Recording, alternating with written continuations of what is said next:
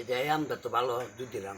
আসসালামু আলাইকুম সুপ্রিয় দর্শক, যাকে দেখতেছেন তিনি খুবই সহজ সরল মানুষ, খুবই ভালো মনের মানুষ।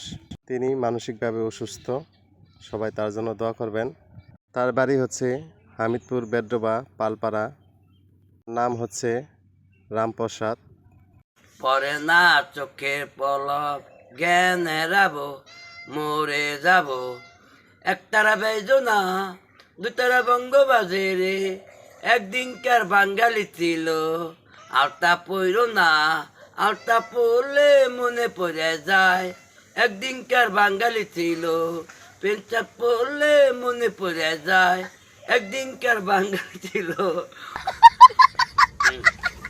বেদের মেয়ে দোষ না, এ দিস না এসা, মনে দিছে ফেসা। ঠিক আছে। বেদের মেয়ে দোষ না, এ দিছে এসা, এ দিস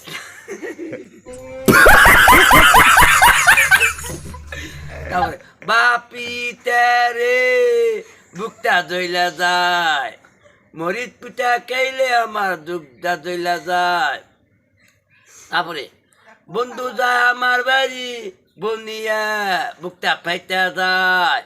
বন্ধু যায় আমার বাড়ি, কই ভাত নিয়ে খায়, বন্ধু বনিয়া কই মাছ খায়, বুকটা ফাইটা যায়।